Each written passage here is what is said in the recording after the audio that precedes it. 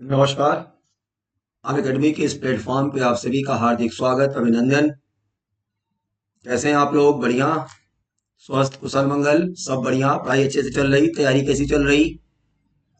तो हम लोग इसके आप जैसा जानते हैं कि हम लोग इस प्लेटफॉर्म पर आपके लिए सिविल सेवा की तैयारी से संबंधित के पाठ्यक्रम इतिहास से संबंधित कुछ वीडियोस लेकर आ रहे हैं, कुछ क्लासेस लेके आ रहे हैं ताकि आपकी तैयारी को एक नई दिशा और दशा मिल सके।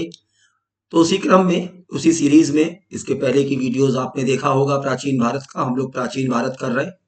आज हम आपके लिए लेकर आए हैं एक और वीडियो, और उसी क्रम में आगे बढ़ते हुए आज हम लोग डिस्कस करेंगे स्टोन एज, पाषाण का। जैसा कि आप जानते हैं कि हम लोगों ने इसके प्रीवियस की क्लास में पढ़ा था, और पाषाण काल को हम लोगों ने प्री हिस्ट्री में रखा था। हम लोगों ने क्या, पुरातत्वविदों ने इसको किस में रखा था? प्री हिस्ट्री में रखा था। किस में रखा था? प्री हिस्ट्री में रखा था, प्राक इतिहास में रखा था। किस में रखा था? प्रागैतिहासिक काल या प्राक इतिहास इसे हम कहते हैं। सबसे पहला सवाल जो हमारे मन में आता है, उठना स्वाभाविक है, कि इस काल को पाषाण काल क्यों कहा जाता है? Why this period is called stone age? पाषाण काल क्यों कहा जाता है उत्तर आपके पास? जी हाँ, उत्तर है। क्या उत्तर है? कि चूंकि उत्खनन या आप कह लो खुदाई के दौरान केवल और केवल हमें कई प्रकार के क्या मिले? हथियार, उपकरण मिले। और ये जो हथियार और उपकरण कई प्रकार के पत्थर के, कई प्रकार के पत्थर के हथियार मिले, उपकरण मिले। और ध्यान रखिए, हमारे पास कोई भी लिखित स्रोत नहीं है। जब कोई भी लिखित स्रोत नहीं है तो यही कारण है कि इसको किसमें रखा जाता है?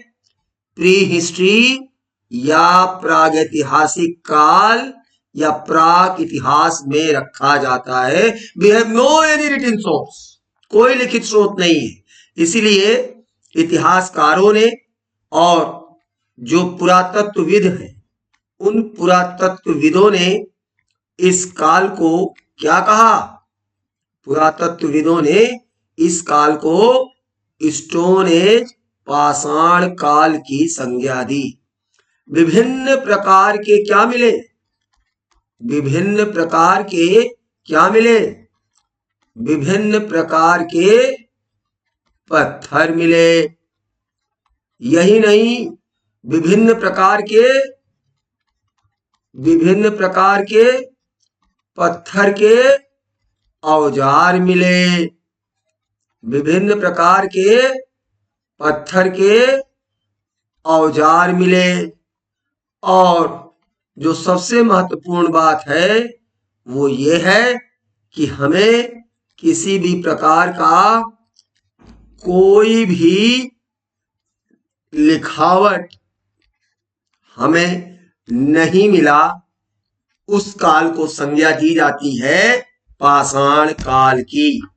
जिस काल के बारे में हम लोग पढ़ रहे हैं, पुरातत्वविदों ने इनके बड़े बड़े नाम रखे हैं। हेलो, इधर देखिए, किधर है आपका ध्यान?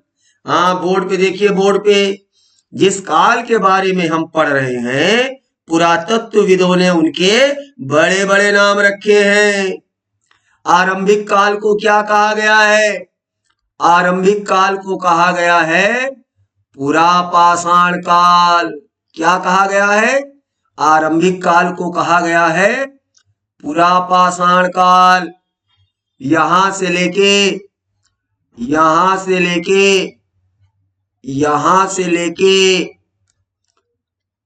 पुरापाषाण काल कहा गया है। पुरापाषाण काल कहा गया है इसको। पुरा का मतलब क्या होता है? ये दो शब्दों से मिलकर बना है। इधर देखिए, पुरा का मतलब होता है पुरा का मतलब होता है प्राचीन। आप तो सब लोग इस शब्द से परिचित होंगे ना, प्राचीन। और पाषाण माने पत्थर, माने जो पुरास्थल है, ये पुराने जो स्थल हैं वहां से मिले पत्थर के औजार और पत्थर के महत्व को बताता है। ये पूरा पाषाण काल का टाइमलाइन क्या है? 20 लाख साल पूर्व, 20 लाख वर्ष पूर्व से लेकर 12,000 साल तक का है। 12,000 वर्ष पूर्व तक का है। ये टाइमलाइन आपको याद करने की जरूरत नहीं है, लेकिन एक समझ के लिए मैंने आपको बताया। यह है पूरा पाषाण काल। अब इस पूरा पाषाण काल को, अच्छा, वर्गीकरण का आधार क्या है इन तीनों कालों का? पत्थर का प्रकार, पत्थर का उपकरण, पत्थर का औजार, ये 3 आधार है वर्गीकरण का। अब पूरा पाषाण काल को भी बांटा गया है किसमें? निम्न पूरा पाषाण काल। पूरा पाषाण काल को भी बांटा गया है किसमें? निम्न पूरा पाषाण काल। इसको बांटा गया किसमें? निम्न पूरा पाषाण काल। इस निम्न पूरा पाषाण काल में किस प्रकार के पत्थर यूज हुए? लिख लीजिए कॉपी में। क्वार्ट्ज पत्थर। उपकरण क्या क्या है? चॉपर, चॉपिंग और हैंड एक्स, माने हाथ की कुल्हाड़ी। चॉपर, चॉपिंग, हैंड एक्स, हाथ की कुल्हाड़ी। जब पत्थर हैं उन पर लगातार पानी का बहाव होता रहता है तो पत्थर के किनारे किनारे थोड़ा सा घिस जाते हैं, सुडौल हो जाते हैं, तो उनको कहा जाता है पेबल। क्या कहा जाता है? पेबल। समझ गए? तो chopper, chopping, hand axe. Hand axe क्या है? हाथ की कुल्हाड़ी। ये निम्न पूरा पाषाण काल के उपकरण है। पत्थर है क्वार्ट्ज, गलती मत करना। इस काल के लोगों का अग्नि से परिचय तो था, लेकिन अग्नि का नियमित उपयोग नहीं होता था। क्या कहा मैंने? तो हम लोग क्या पढ़ रहे हैं? पाषाण काल। पुरातत्वविदों ने इस काल को 3 भागों में बांटा है। सबसे पहले हम पढ़ रहे हैं पूरा पाषाण काल। पूरा का मतलब प्राचीन और पाषाण का मतलब पत्थर, जिसका समय है लगभग आज से 20 लाख वर्ष पूर्व से लेकर 12,000 वर्ष पहले तक की बात हम लोग देख रहे हैं। इस पूरा पाषाण काल को पुनः पुरातत्वविदों ने 3 भागों में बांटा है। पहला भाग है निम्न पूरा पाषाण काल। अंग्रेजी में इसको कहा जाता है लोअर पैलियोलिथिक। अंग्रेजी में इसको कहते हैं लोअर पैलियोलिथिक। अंग्रेजी में इसे कहते हैं लोअर पैलियोलिथिक, निम्न पूरा पाषाण काल। यहाँ का उपकरण क्या है? Chopper, chopping, hand axe. अब आइए आगे बढ़ते हैं। मध्य पाषाण काल। मध्य पूरा पाषाण काल। यह है मध्य पूरा पाषाण काल। यह है मध्य पूरा पाषाण काल। मध्य पूरा पाषाण काल। इस काल के उपकरण क्या क्या है? जरा गौर से देखिए तो इस काल के उपकरण आपको दिखेंगे। इस काल के उपकरण आपको क्या क्या दिख रहे हैं? मध्य पूरा पाषाण काल। यहां पे हमको उपकरण दिख रहे हैं। चर्ट, ये पत्थर है, चर्ट और जैस्पर पत्थर है। उपकरण है खुरचनी। उपकरण क्या है? खुरचनी। स्क्रैपर, स्क्रैपर देखा है कि नहीं देखा है? स्क्रैपर देखा है? ब्लेड ले लीजिए, ब्लेड। ब्लेड के दोनों किनारे पतले होते हैं। एक किनारा अगर पतला हो तो उसको स्क्रैपर कहते हैं। अरे घर में खुरचते नहीं है, खुरचनी, वेधक,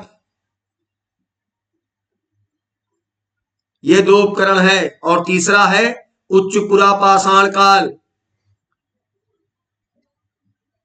तो पुरापाषाण काल को जो 3 भागों में बांटा गया, निम्न पुरापाषाण काल, मध्य पुरापाषाण काल और उच्च पुरापाषाण काल। उच्च पुरापाषाण काल में क्या क्या उपकरण है? यहाँ पर ब्लेड आ जाता है। देखिए ब्लेड के दोनों किनारे कैसे होते हैं। ब्लेड के, यदि आप ब्लेड ले लें, आप लोग ब्लेड तो देखते होंगे ना, दाढ़ी वगैरह बनाने में काम आता है, तो जरा ब्लेड देखिएगा। तो ब्लेड के ये जो दोनों किनारे हैं, वो दोनों किनारे शार्प होते हैं कि नहीं होते हैं, बताइए। तो ये है हमारा ब्लेड, ब्लेड के दोनों किनारे शार्प होते हैं, ये ब्लेड हो गया। ये है हमारा ब्लेड, दोनों किनारे शार्प होते हैं। ब्यूरिन, ब्यूरिन क्या है? सुराख वगैरह करने के लिए। और चाकू, ये 3 उपकरण है कहाँ पे? उच्च पुरापाषाण काल में ये उपकरण है। ध्यान रखिए, ये पीटी का सवाल है कि उच्च पुरापाषाण काल में पत्थर की गुफा में चित्रकला शुरू होती है। क्या शुरू होती है? चित्रकला शुरू होती है। कहाँ? पत्थर की गुफा में। और वो जगह कहाँ है? भीमबेटका। वो जगह कहाँ है? भीमबेटका, मध्य प्रदेश में। होमोसैपियंस इसी काल में आते हैं। पीटी का सवाल है। शैल चित्रकारी इसको कहा जाता है। क्या कहा जाता है? शैल गुफा चित्रकारी, शैल चित्रकला कहाँ आता है? उच्च पुरापाषाण काल में आता है। समझ गए? हमारी मतलब मानव इतिहास की 99% की कहानी उच्च पुरापाषाण काल की है। मानव इतिहास की लगभग 99% कहानी उच्च पुरापाषाण काल की है। ठीक है, समझ गए यहां तक सब लोग? हेलो हमारे साथ कमेंट बॉक्स में लिखिए।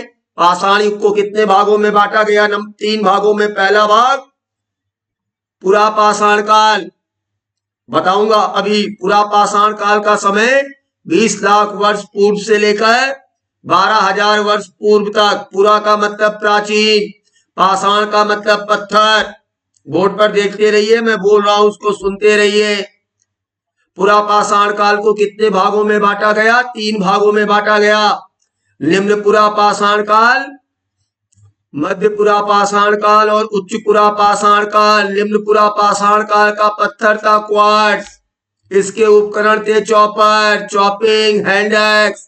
जो पत्थर पानी के बहाव से सुडौल हो जाते हैं, उनको क्या कहा गया? पेबल। इसीलिए कभी कभी आप किसी किसी बुक में, स्रोत में देखते होंगे चॉपर, चॉपिंग, पेबल कल्चर। फिर मध्य पुरापाषाण काल में पत्थर कौन से हैं? चर्ट और जैस्पर। उपकरण को क्या कहा गया? Flake, flake industry. कौन सी इंडस्ट्री? Flake industry. खुरचनी, स्क्रैपर, वेधक। और फिर उच्च पुरापाषाण काल के उपकरण है ब्लेड, ब्यूरिन, चाकू। मजेदार बात तो ये कि इसी काल में पहली बार पत्थर की गुफाओं में चित्रकारी, चित्रकला की शुरुआत होती है। उसे हम पढ़ेंगे आर्ट एंड कल्चर में, जब चित्रकला की शुरुआत देखेंगे। लेकिन यहाँ पर जानकारी रखिए कि उच्च पुरापाषाण काल में पत्थर की गुफाओं में चित्रकारी शुरू होती है। उदाहरण है मध्य प्रदेश में भीमबेटका, बहुत इंपॉर्टेंट जगह है। और होमोसैपियंस का उद्भव इसी काल में है। और मानव जीवन की जो घटनाएं हैं इतिहास की, 99% घटनाएं वो उच्च पुरापाषाण काल की है। समझ गए? अब आगे बढ़ते हैं। 12,000 साल से लेकर 12,000 साल से लेकर 10,000 साल पूर्व, 12,000 वर्ष पूर्व से लेकर 10,000 वर्ष पूर्व का जो इतिहास है, जो काल है, उस काल को कहा जाता है मध्य पाषाण काल। क्या कहा जाता है? मध्य पाषाण काल। और ये संक्रमण का काल है। किसका काल है? संक्रमण का काल है। मध्य पाषाण काल। मध्य पाषाण काल ये संक्रमण का काल है। क्यों? क्योंकि इस काल पर आमतौर पर इस काल में बहुत परिवर्तन हुए। आमतौर पर यहां पर हमें पर्यावरणीय बदलाव मिलते हैं। क्या मिलते हैं? हमें यहां पर पर्यावरणीय बदलाव मिलते हैं। पर्यावरणीय बदलाव हमें मिलते हैं। इस पीरियड को नाम दिया गया है मेसोलिथिक पीरियड। इस पीरियड को क्या नाम दिया गया है? Mesolithic period. क्या नाम दिया गया है? Mesolithic period. इस काल में छोटे छोटे उपकरण बनने लगे। उपकरण कैसे बनने लगे? छोटे छोटे उपकरण बनने लगे। क्योंकि छोटे छोटे उपकरण बनने लगे इसलिए इस काल को नाम दिया गया माइक्रोलिथ। क्या नाम दिया गया? माइक्रोलिथ। छोटे छोटे उपकरण इस काल में बनने लगे। माइक्रोलिथ ज्यामितीय आकार के उपकरण बनने लगे। कौन से आकार के बनने लगे? ज्यामितीय आकार के उपकरण बनने लगे। भाला, धनुष इस काल में आते हैं। समझ गए? कोई दिक्कत तो नहीं। इसको हिंदी में लघु पाषाण काल। माइक्रोलिथ की हिंदी क्या हुई? लघु पाषाण काल। माइक्रोलिथ की हिंदी क्या हुई? इसको लघु पाषाण काल भी कहा गया। क्या कहा गया? लघु पाषाण काल कहा गया। लघु पाषाण काल तो तीन नाम है। मध्यकाल कह लीजिए, मध्य पाषाण काल कह लीजिए, या लघु पाषाण काल कह लीजिए, या अंग्रेजी में माइक्रोलिथ कह लीजिए। जो आपकी श्रद्धा उस नाम से पुकारिए, कोई दिक्कत नहीं। मजेदार बात तो यह है, इंपॉर्टेंट डेवलपमेंट यह है कि इस मध्य पाषाण काल के अंत में क्या शुरू हो रहा है? चारागाह शुरू हो रहा है। क्या शुरू हो रहा है? चारागाह। बहुत इंपॉर्टेंट फैक्ट है ये। चारागाह शुरू हो रहा है, हर्डिंग शुरू हो रहा है और डोमेस्टिकेशन शुरू हो रहा है, पशुपालन शुरू हो रहा है। कहां? ये पीरी का सवाल है। मध्य पाषाण काल के अंत में। मध्य पाषाण काल के अंत में क्या शुरू हो रहा है? चारागाह। लिख रहा हूं पीटी। ये पीटी का सवाल है। पशुपालन कहाँ शुरू हो रहा है? पीटी का सवाल है। मध्य पाषाण काल के अंत में। और मध्य पाषाण काल के बाद जो साल आता है 10,000 वर्ष पूर्व, उसको नाम दिया गया है नवपाषाण काल। क्या नाम दिया गया है? नवपाषाण काल। यहां पर हम देखेंगे आमूल चूल परिवर्तन हो रहा है। आमूल चूल परिवर्तन हो रहा है। इस काल में क्या आ रही है? इस काल में खेती आ रही है। इस काल में क्या आ रहा है? खेती आ रही है। अब आप बताइए, जब खेती होगी तो उत्पादन होगा कि नहीं होगा? उत्पादन होगा तो खाया भी जाएगा, और खाने के बाद कुछ बचेगा कि नहीं बचेगा? बचेगा तो उसको रखने के लिए कोई जगह चाहिए, कोई सामान चाहिए। हाँ, तो उसको रखने के लिए क्या आया? मृदभांड, मिट्टी के बर्तन। बहुत बड़ा सकारात्मक परिवर्तन। खेती से पहले देखिए, यहां मध्य पाषाण काल के अंत में चारागाह और पशुपालन शुरू हो रहा है। इसका अगला कदम नवपाषाण काल में 10,000 वर्ष पूर्व खेती शुरू होती है। खेती के बाद उत्पाद होगा, उत्पाद के बाद उसका उपभोग होगा, और उपभोग होने के बाद कुछ बचेगा तो उसको रखने के लिए अगर सरप्लस है तो जगह चाहिए कि नहीं चाहिए? यस। तो वो है मृदभांड, मिट्टी का बर्तन। समझ गए? नहीं समझे? समझ गए? आगे बढ़े। Very good. तो क्या समझे? पाषाण काल को कितने भागों में बांटा गया? कितने भागों में बांटा गया पाषाण काल को? हमारे साथ बोलिए, रिपीट करिए जल्दी जल्दी। कितने भागों में बांटा गया पाषाण काल को? पाषाण काल को बांटा गया 3 भागों में। पुरा पाषाण, काल और पूरा पाषाण काल को कितने में बांटा गया? निम्न, मध्य और उच्च। क्लियर?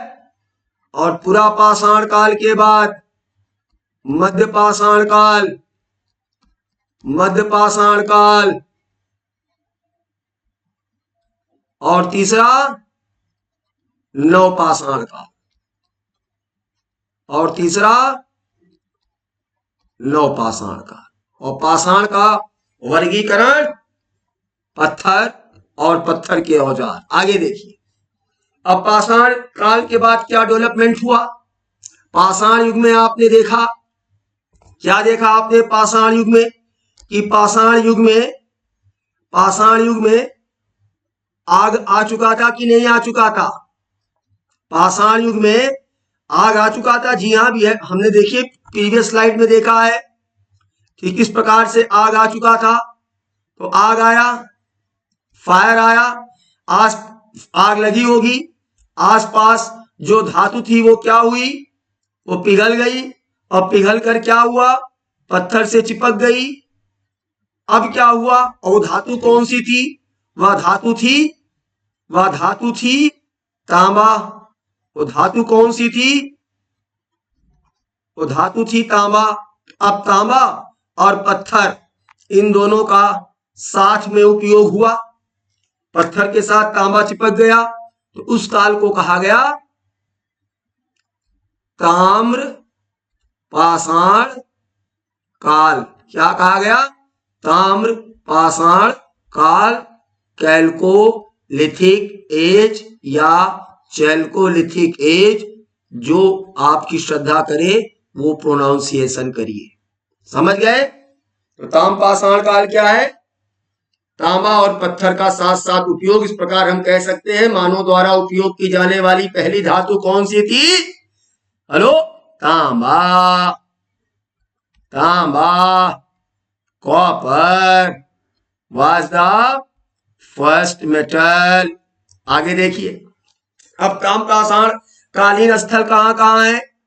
तो ताम्र पाषाण कालीन स्थल में नंबर 1 राजस्थान। राजस्थान में एक जगह है जिसका नाम है आहार। इसका प्राचीन नाम है ताम्रवती। देखिए जरा, नाम के उच्चारण से ही लग रहा है कि तांबे का कोई भंडार रहा होगा या तांबे के उपकरण मिले होंगे। जी हाँ, और पत्थर के साथ लगे हुए। तो आहार और गिलुंद, ये राजस्थान में 2 साइड है। यहां पर लोग पत्थर के मकान में रहते थे। यहां पर लोग पत्थर के मकान में रहते थे। यहां पर लोग पत्थर के मकान में रहते थे। आगे बढ़े, मध्य प्रदेश में चलते हैं, देखते हैं ताम्र पाषाण कालीन स्थल। मध्य प्रदेश में देखते हैं ताम्र पाषाण कालीन स्थल। मध्य प्रदेश में देखते हैं ताम्र पाषाण कालीन स्थल कौन कौन से हैं? मालवा, इसको मालवा संस्कृति भी कहा जाता है। इसको मालवा संस्कृति भी कहा जाता है। मालवा में जगह है नौदा टोली। कायथा संस्कृति, कायथा संस्कृति, कायथा में जगह का नाम है महेश्वर। तो अगर एग्जाम में आ जाए कि मालवा संस्कृति इज एसोसिएटेड विथ, तो क्या टिक कर देंगे? क्या टिक कर देंगे? ताम्र पाषाण काल। अगर आ जाए कायथा संस्कृति इज एसोसिएटेड विथ, तो क्या टिक कर देंगे? ताम्र पाषाण काल। समझ गए? अब आइए चलते हैं महाराष्ट्र में। महाराष्ट्र में ताम्र पाषाण कालीन स्थल है दैमाबाद। दैमाबाद महाराष्ट्र में ताम्र पाषाण कालीन स्थल है। महाराष्ट्र में ताम्र पाषाण कालीन स्थल है दायमाबाद। यहां पर हमें तांबे का क्या मिला? गैंडा, हाथी, भैंसा और रथ पर खड़ी मुद्रा में व्यक्ति का चित्र मिला है। व्यक्ति कह लो चाहे आप पुरुष कह लो, उसका चित्र मिला है दैमाबाद में। ध्यान रखने वाली बात है कि तांबे का मिला है, ये तांबे का है, और कांसे की भी कई वस्तुएं मिली हैं। तो माने दैमाबाद में आप कह सकते हो कि तांबा और कांसा की कई सारी क्या मिली है, वस्तुएं मिली है। पीरी का सवाल है, गलत मत करना। दैमाबाद ताम्रपाषाण कालीन स्थल से हमें तांबा और कांसे की वस्तुएं मिली है। इनाम गांव महाराष्ट्र का ही ताम्रपाषाण कालीन स्थल है। ये ताम्रपाषाण काल की एक बहुत बड़ी बस्ती थी। यह ताम्रपाषाण काल की एक बहुत बड़ी बस्ती थी। कौन सी? इनाम गांव। ये भी पीरी का सवाल है। अर्थात हम कह सकते हैं कि इनाम गांव में नगरीकरण की प्रक्रिया प्रारंभ हो चुकी थी। हम कह सकते हैं क्या कि प्रोसेस ऑफ अर्बेनाइजेशन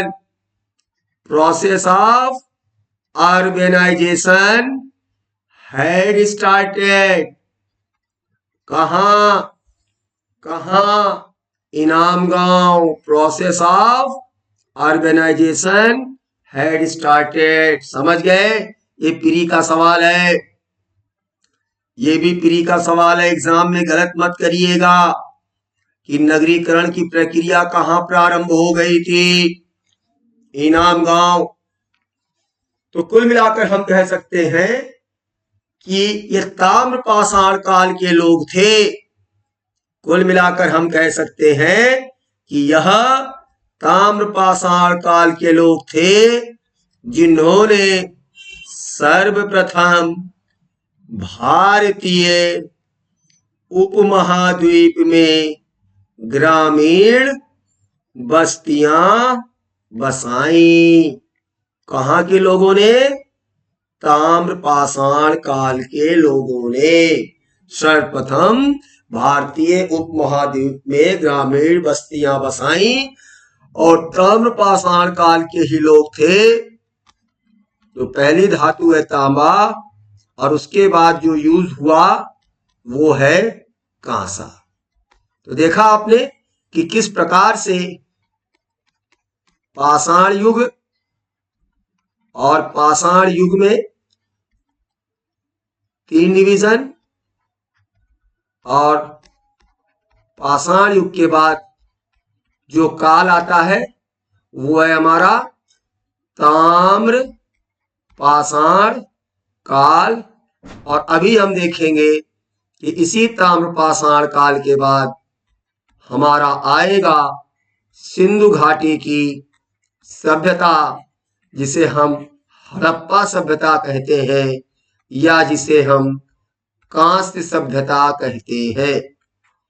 पाषाण युग में आपने देखा 3 डिवीजन, पूरा पाषाण काल, फिर आपने देखा मध्य पाषाण काल, और फिर आपने देखा नवपाषाण काल कि कैसे नवपाषाण में खेती शुरू होती है।